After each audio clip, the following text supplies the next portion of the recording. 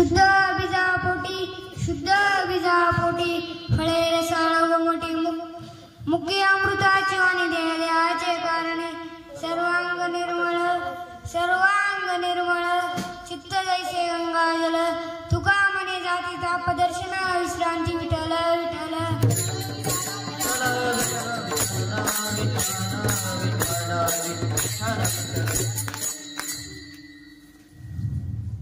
महायोग पीठे तटे विमरत्यं वरं कुंडलिकाय दातुं वैन्द्र समागत्य तिष्ठं तमानन्दकन्दं परब्रह्मलिङ्गं भजे पाण्डुरङ्गं पांडुरंगा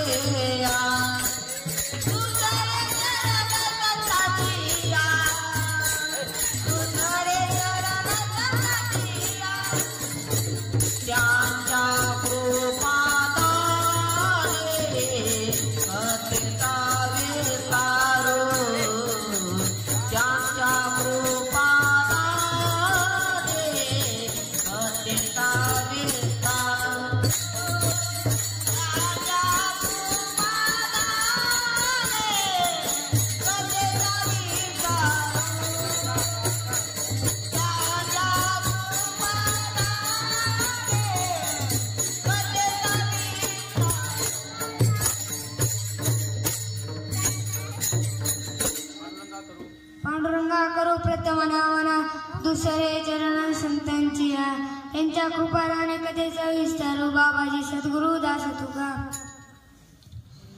ज्ञानेश्वरा करुणा करा तुमचा अनुग्रह लादलो पावन झालो चराचरी ओम नमो प्रस्तुत प्राप्त प्रसंगी कीर्तन रूपे सेवे करते निवडलेला मग गुरु जगद्वंदनीय महान भक्त महान साधू महान वैराग्य पंचवेद देवदेव श्री संत तुकाराम महाराजांच्या सेवेसाठी असं 4 चरणाचा उत्कृष्ट अभंग घेतलेला आहे. विठ्ठल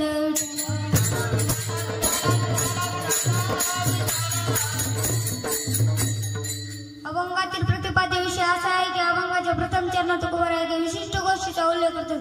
म्हणजे संपूर्ण अभंग जे जे महापुरुष मृत्यूलोकात होऊन गेले त्यांच्या माता पित्यांना किती धन्यता देतात. हेच संत इतके पवित्रवान असतात, इतके सामर्थ्यवान असतात. त्यांचे माता पिता कसे असतील हेच माझ्या अभंगाच्या दुसरे चरणात सांगतात. शुद्ध बीजापोटी फळे रसाळ गोमाटी मुख्य अमृत फळे रसाळ गोमाटी. अभंगाच्या दुसऱ्या चरणात तुकोबाराय म्हणतात, पवित्र आईवडिलांच्या पोटी जन्माला आल्यानंतर पुत्र किंवा कन्या कसे असतील तर त्यांच्या मुखातून देवदेवाचे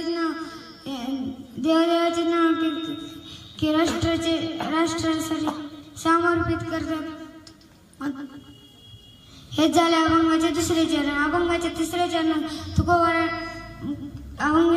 मुख्य अमृताची वाणी देहाचे कारणे. अभंगाच्या तिसऱ्या चरणात तुकोबाराय म्हणतात, पवित्र आईवडिलांच्या पोटी जन्माला आल्यानंतर पुत्र किंवा किंवा कन्या कसे असतील तर त्यांच्या मुखातून सदैव देवाचे नाव घेतल्यामुळे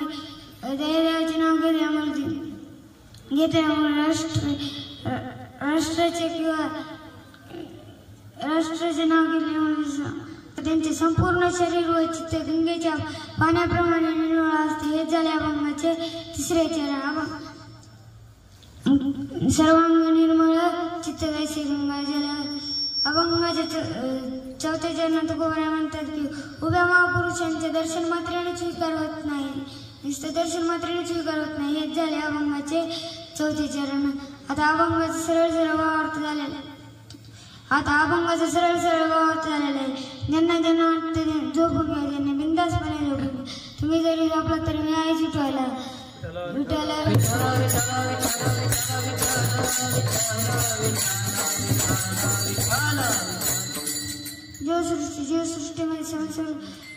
जीवसृष्टीमध्ये शुद्धतेला फार महत्व आहे. संसारात शुद्धतेला फार महत्व आहे. करुणी शुद्ध मनास नारायण स्मरावा.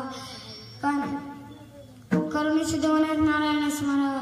आता जे अन्न आपण सेवन करतो ते अन्न शुद्ध पाहिजे. अन्नाचे 3 प्रकार किती सांगितलेले आहे. पहिला आहे फलाहार, दूध, तूप, याला सात्विक आहार म्हणतात.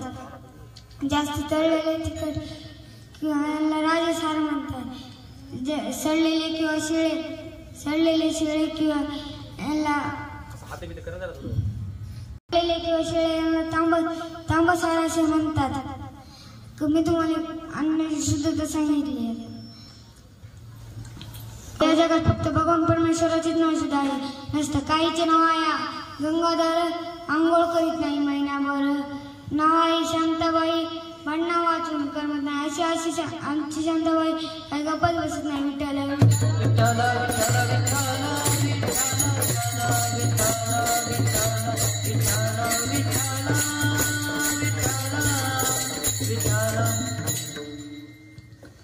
तुम्हाला खेडेगाव एक फार कंजूस माणूस राहत होता, त्याला संतताई नव्हती. आमच्यासारख्या काही महाराजांनी सांगितलं तर सत्यनारायणाची पूजा करतो पुत्र प्राप्त होईल. त्याने सत्यनारायणाची पूजा करायची ठरवली. पूजेचे सारे साहित्य आणले. ब्राह्मणबुवाला बोलले. ब्राह्मण बुवाने पूजा मांडायला चालू केली आणि पूजेत एक नारळ कमी पडले. ब्राह्मण बुवा म्हणते तात्या, अहो तात्या, पूजेत एक नारळ कमी पडलं. ब्राह्मण तात्या म्हणतो की म्हणतो की उगेच इतक्या खर्चात पडलो ना यायला जाणे की बाजूच्या दुकानात जातो. किती लावणार म्हणतो.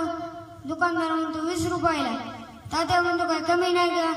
दुकानदार म्हणतो तुम्हाला कमी पाहिजे असेल तर परभणीला आले. परभणीला आल्यानंतर एक किराणा दुकानात जातो. म्हणतो किती लावणार. दुकानदार म्हणतो 18 रुपयाला. तात्या म्हणतो काय कमी नाही का. दुकानदार म्हणतो तुम्हाला कमीच पाहिजे असेल तर तुम्हाला टाकळीला आल्यानंतर तात्या किराणा दुकानात जातो आणि किती लावणार. दुकानदार म्हणतो 16 रुपयाला. तात्या म्हणतो काही कमी नाही का. दुकानदार म्हणतो तुम्हाला कमी पाहिजे असेल तर तुम्हाला पुण्याला जावं. पुण्याला आल्यानंतर किराणा दुकानात जातो आणि किती लावणार विचारतो. दुकानदार म्हणतो 14 रुपयाला. तात्या म्हणतो काय कमी नाही का. दुकानदार म्हणतो तुम्हाला फुकटच मिळेल. कोकणातला लावले. कोकणातला आल्यानंतर तात्याला फुकटच पाहिलं होतं ना. उंच नारळाच्या तात्या चढलाय का नारळाच्या झाडावर आणि तसंच नारळाला मी तर बसलेले म्हणते महाराज आम्हाला काय एडच काढता का हो. नारळाला मोकळं का नारळ का तुटणार नाही का.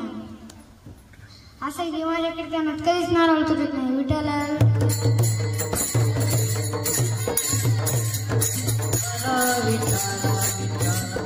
तात्याची सदैव चांगले होते म्हणून तिकडूनचे गुंड अलिबाबा जात होते.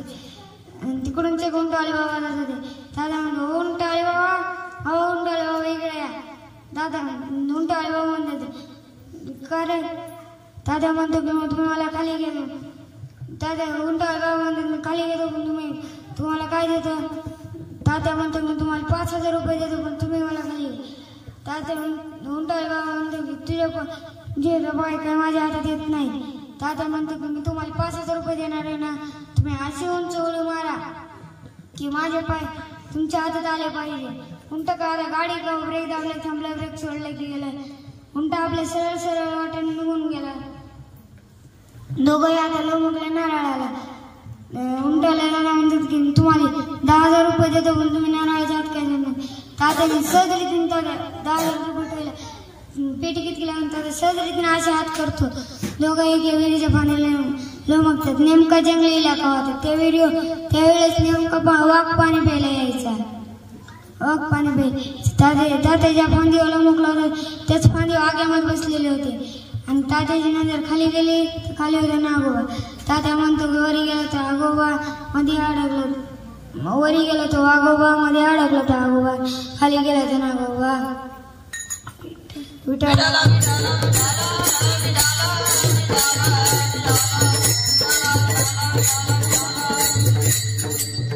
आता किती रुपयाला पडली सत्यनारायणची पूजा. जे तुकारामाने होऊन गेले, साधू संत होऊन गेले. त्यांच्या माता पित्यांना किती धन्यवाद देतात.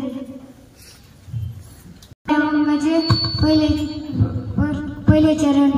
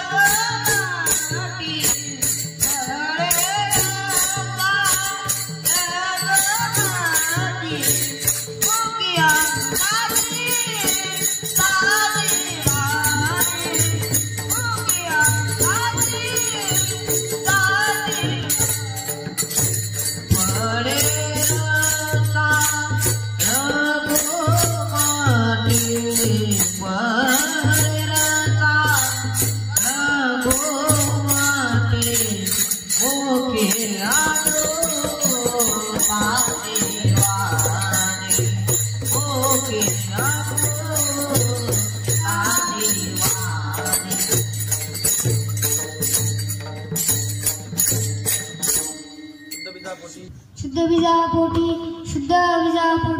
फळे रसाळासाठी.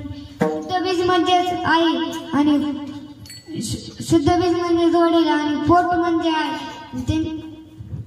पोटी जन्माला आलेले फळे म्हणजेच रसाळासाठी.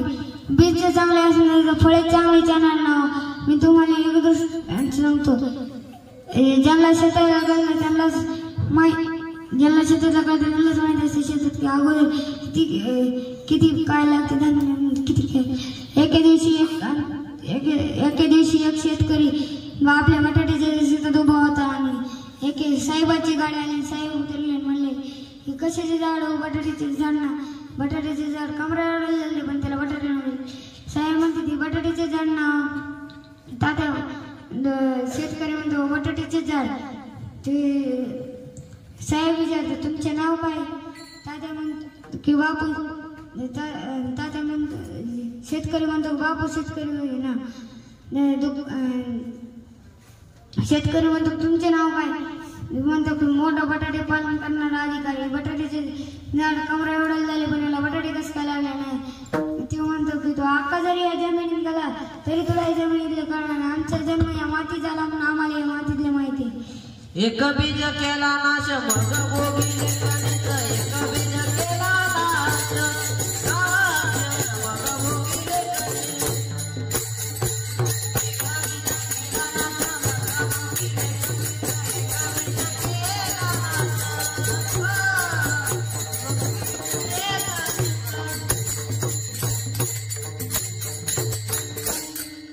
हे बघा हडाचा शेतकरी पाहिजे. ज्या दिवशी हमी भाव भेटतो त्या दिवशी उभे पीक जाळतो. सरकारच्या नावाने सुतक पाळतो. सोयाबीनचे बी आणतो. धान्य शेतात फेरत नाही सोयाबीन.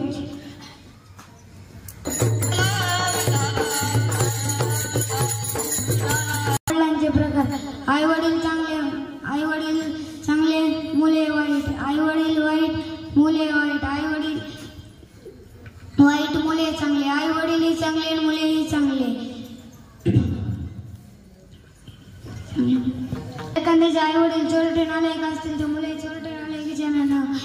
उन्हाळ्याचे दिवस होते. आंब्याला मोहर फुटलेले होते आणि एक मुलगा आंबे चोरत होता. दुरूनच एका शेतकऱ्याने पाहिले आणि म्हणला की दुरूनच आवाज दिला आणि म्हणला, चल तुझा बाप कुठं आहे.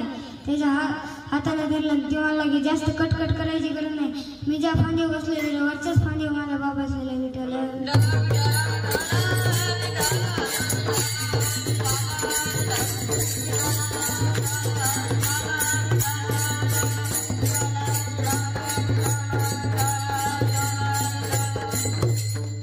मुलांना संस्कार लावा. एक माणूस सारखंच आराम करा, हे कर, हे आराम करा, ते कर म्हणतो. हे आराम करा, हे कर, हे आराम करा, ते कर. एके दिवशी त्या मुलाने आपल्या बाजारात गेला आणि एक बस आणली. बस स्टॉपला लावली आणि मला ज्या आराम करायला बसायचे त्या आराम करायला बसायचे, ज्या आराम करायला उतरायचे त्याने उतरा. एके दिवशी त्याच्या बापाने असा हाणला की त्याची बस मुंबईला आणि पुण्याला. त्याने परत बस हुडकून आणली आणि परत ही बस स्टँडवर लावली आणि म्हणलं की आता चक्के 5 मिनिटं आपली बस आराम करा, मला लेट झालेली आहे. ज्याला ज्या आराम करायला बसायचे त्याने पटकन बसायचे, ज्या आराम करायला उतरायचे त्याने उतरून घ्या.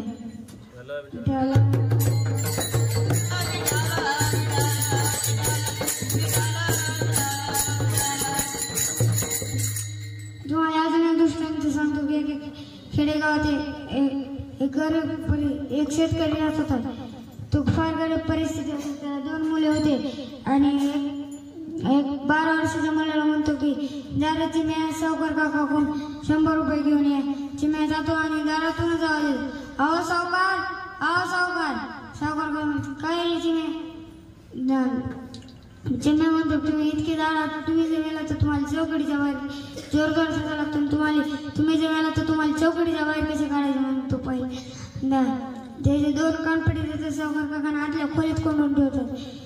आता 1 तास झाला, 2 तास झाला, त्याच्या बापाला चिंता पडली. आपल्या 14 वर्षाच्या मुलाला सावकार काकाकडे पाठवतो. म्हणतो की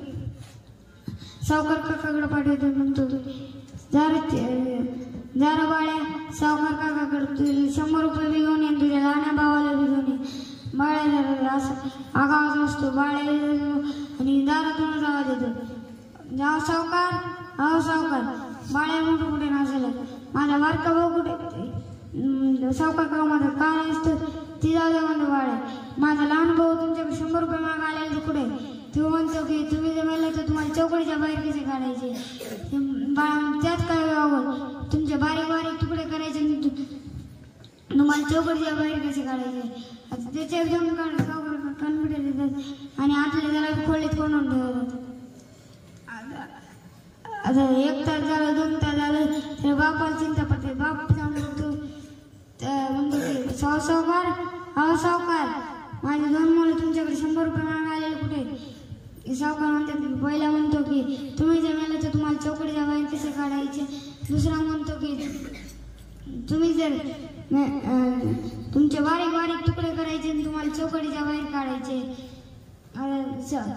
त्याचा बाप म्हणतो की तू इतकं कुठं ना करूस तुमच्यासोबत रगल टाकून तुमच्या घराला उमट सहा.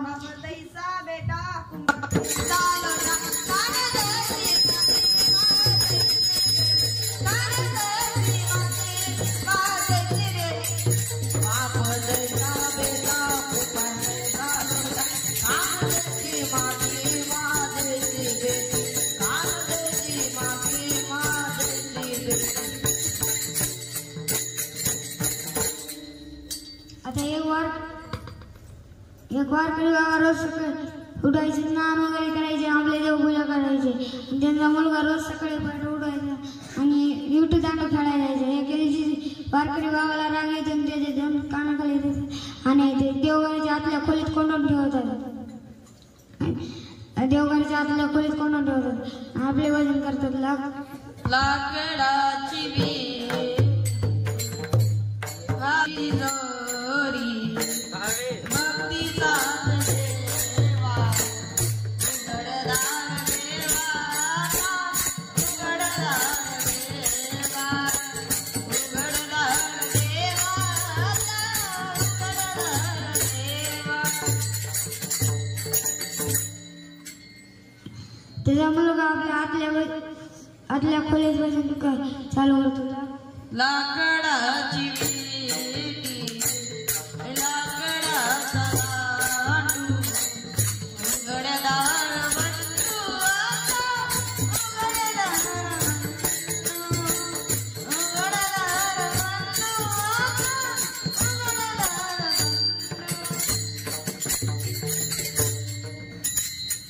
हे जग आर्ट मोठं झालं. लगीन करायचे ठरवले. वारकरी बाबाला 8 दिवस वारीला जायचे होते. वारकरी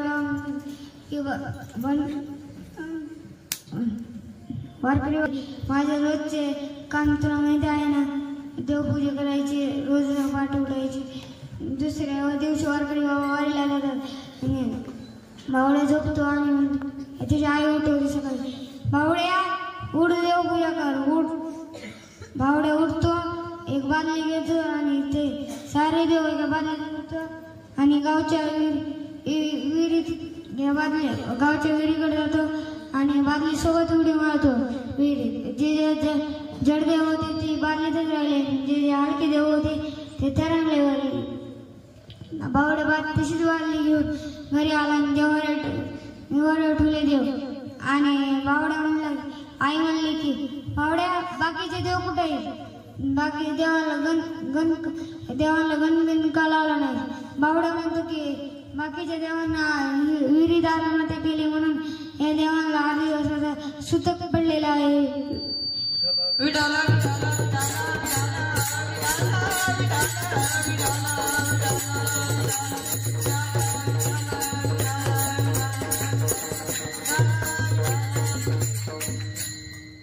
आता हिरण्यकश्यप सर्वांनाच माहीत असेल ना. आता हिरण्यकश्यप सर्वांनाच माहीत असेल. ते मान नव्हते पण त्यांच्या पोटी मान प्रल्हाद भक्त जन्माला आले. मान प्रल्हाद भक्त जन्माला आले.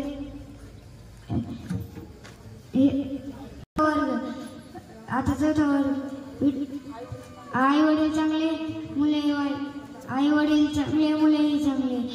आता चौदा विठ्ठलपंतांनी संन्यास घेतला तेव्हा रुक्मिणी आईने 1.25 लाख प्रदक्षिणा घातल्या. ज्यांच्या पोटी 4 देव जन्माला आले. 3 देव